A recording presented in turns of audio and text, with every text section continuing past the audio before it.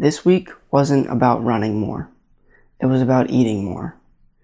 Week 7 taught me something very important. You can't run on emptiness.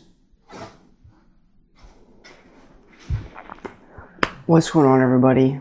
My name's Kyle Rust. I'm a heart survivor and a near-death experiencer, and this is my channel, Heart and Hound Run to Save, where me and my 2 dogs are just journeying through life, exercising, trying to bring awareness to all heart conditions out there, specifically as a heart survivor, a young heart survivor, specifically cardiac arrest in people under the age of 25.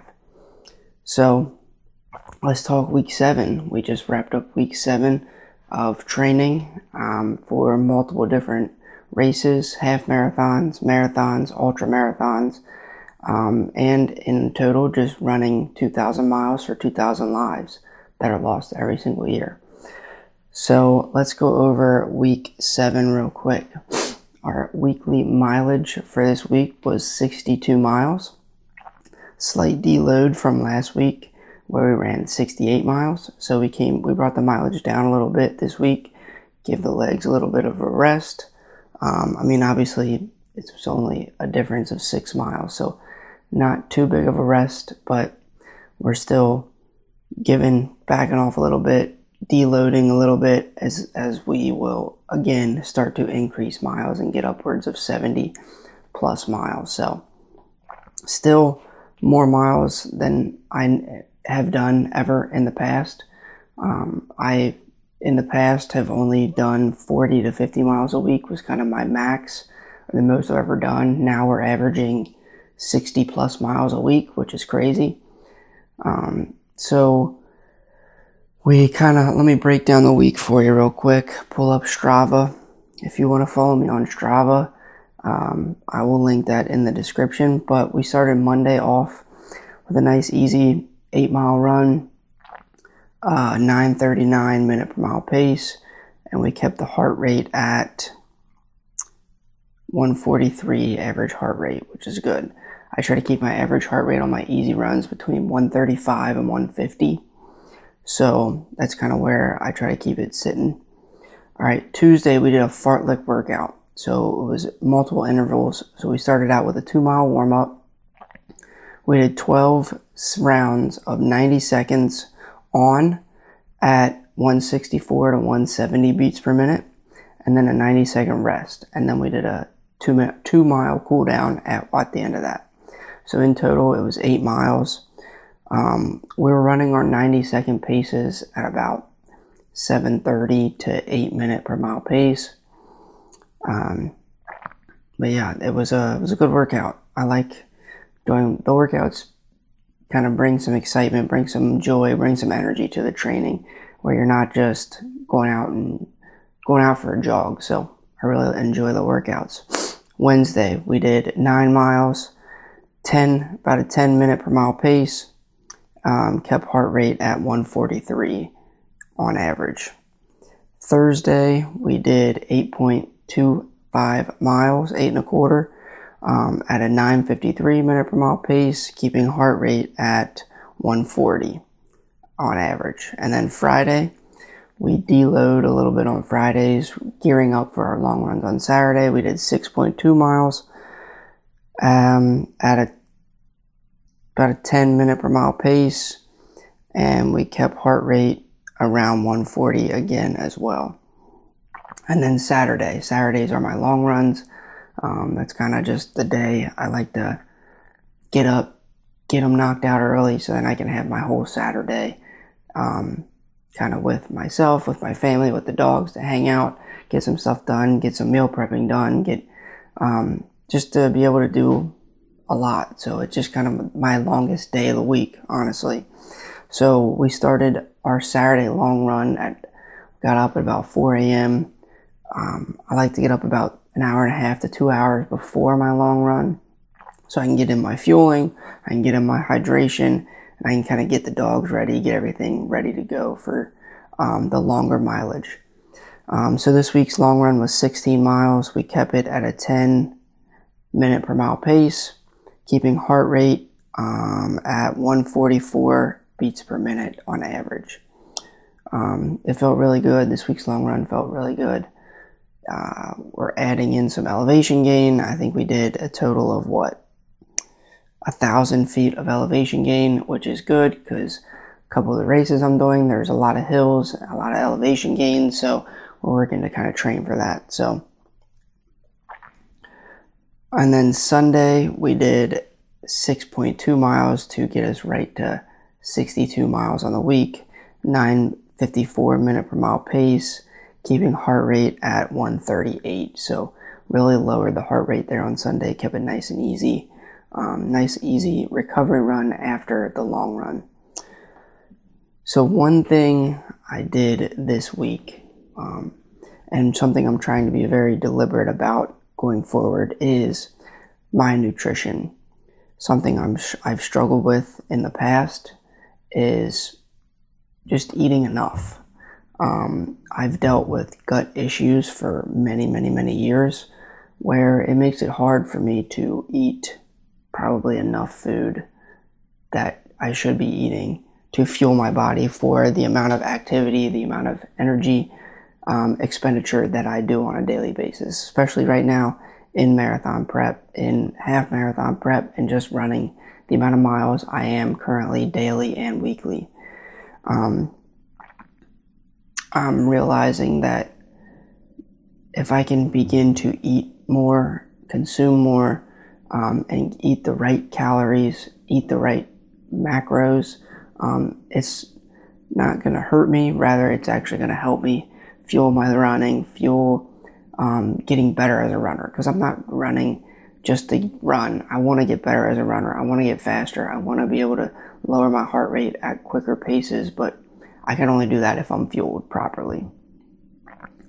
So like really in the past it's been, and currently it's been, well, we're just fueling. I'd fuel around my runs and then kind of let it go, because once I would get above a certain mileage, I'm just not hungry when I'm done running, or it upsets my stomach from eating gels or different things on the run. So definitely something I'm putting a lot of intention to, being very deliberate about, and being very conscientious about moving forward. And currently, there is a difference between something I'm learning between discipline and deprivation. Not that I have a bad relationship with food, but I wouldn't say I have the best relationship with food because of the gut issues I've dealt with, the bloating, the upset stomach, the nausea, the bad bowel movements. So maybe in the past I've deprived myself of the proper amount of calories, the proper amount of food because of that, and it maybe has become a habit, and it's definitely a habit I'm trying to break. I'm trying to evolve into more of an athlete versus somebody who's just trying to stay fit and healthy. As I was growing up, I was an athlete, and I didn't know back then what the importance was of fueling, because I just, I ate whatever my mom had on the table, or I ate whatever I packed for lunch or whatever. So I didn't put a lot of thought into it, but especially after high school sports ended, and I've dealt with gut issues, it's definitely something I have struggled with. So discipline builds you, deprivation slowly drains you, and that's something that I've learned and am currently learning. When I don't eat enough, I feel deprived. I feel like I have less energy. My workouts don't feel as great, and I just don't feel as great daily on the day-to-day basis. So this time I was trying to control the controllables, what I had before my runs, during my runs, and after my runs, specifically the long run. I'm really training myself to, 1, get enough fuel before my long run, and 2, get enough fuel during my long run. That's my biggest biggest issue. I can eat before the race, but I struggle eating while I'm running or taking gels or whatever. So, not that I'm avoiding food, not that I'm avoiding the problem. We're definitely taking it with intention, definitely taking it with just the thought process of being intentional with it. So, as the weeks go on, as the mileage goes up, I'm going to increase consumption and intake gradually to try and help build kind of my system up. Trying to take in the right amount of carbohydrates to fuel my running, taking in the right amount of proteins to fuel my recovery, and then taking in enough fats to allow my hormonal process to inside the body to work properly. I'm not trying to be dramatic. I'm not trying to be, anything special. I'm just trying to be deliberate. This whole process is about being deliberate, being intentional, and doing what I need to do to be able to produce and, just perform the way I want to perform on a day-to-day basis and in my training and in my races. So, like I said, I definitely have in the past felt sluggish. Last week, I felt sluggish. This week actually has started. This next upcoming week is becoming a little bit more of, okay, I'm going to do this, this, and this to make sure I'm not feeling that way. Overall, something shifted this week. I realized that I need to take fueling intentional. I'm sorry, this video has become all about fueling and eating, but it's definitely one of my weak points. So I'm facing it. I'm facing the problem. I'm taking it with a grain of salt, and I'm, just trying to point out that I'm not perfect. I have weaknesses, and I'm human. So we're going to continue to, here in week 8, increase intake gradually based on the running schedule and go from there. Try to help with my performance as well as recovery, because recovery is one of the biggest drivers of performance as well. So this kind of rebuild of my diet, of my nutrition, it's not just physical. It's learning how to nourish myself. It's learning how to nourish the version of me that I'm becoming, the hybrid athlete, the performance-based person who is just trying to perform on a day-to-day basis, not to be a professional athlete, but just to prove to myself where I'm at in life, where I'm at physically, where I'm at mentally, emotionally, and everything in between. For a while, I thought lighter was faster. I still believe that in a roundabout way, where you can't be too light, but you got to stay light because you don't want to be super heavy running. But I just thought lighter meant sharper, so I equated the number on the scale with my performance, and that's not how it should be. It should be the performance based off of what you're nourishing your body with. So you don't win races, you don't win pacing, you don't win ultras by being the smallest person in the room, which I always am, but by being the undernourished person. It just doesn't happen. You win by being durable, you win by being intentional, and you win by being just well nourished and having your everything in place. So, kind of a reminder of why we're doing all this. I am doing all this to bring awareness to the 2,000 lives that are lost every single year due to sudden cardiac arrest in people under the age of 25. It's very important to me because I should have been one of those. I should have been another number on a chart of a sudden cardiac arrest that happened. But luckily I wasn't, because of the proactive nature of my incredible doctors, the incredible surgeons that took care of my heart, and then everything in between, the nurses, the family physician, everybody. If you are a young athlete or have a young athlete in your family, I highly suggest you look into getting them screened.